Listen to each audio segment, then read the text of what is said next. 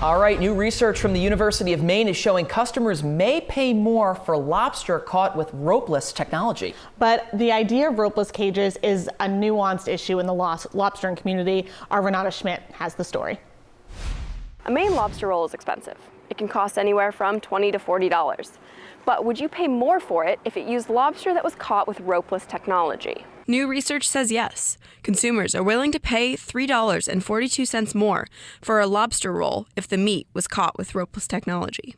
Seafood consumers could also play a role in helping support the sustainable fishing practices to help reduce the risk of right whale entanglement.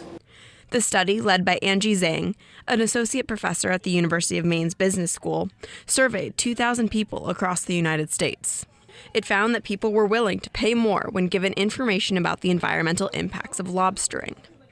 Traditional lobstering methods use ropes to connect traps on the seafloor to buoys on the surface.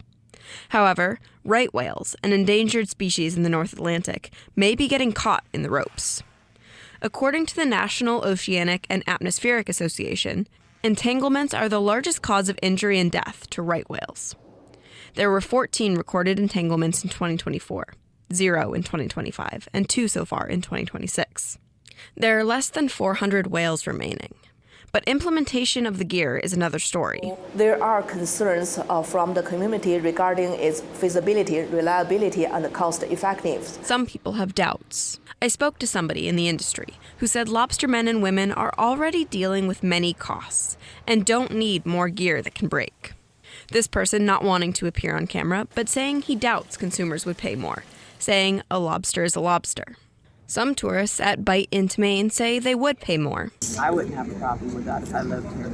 The researchers saying this is not an endorsement of the technology. When tough decisions needs to be made, this would be a piece of the information that they can use to kind of inform them.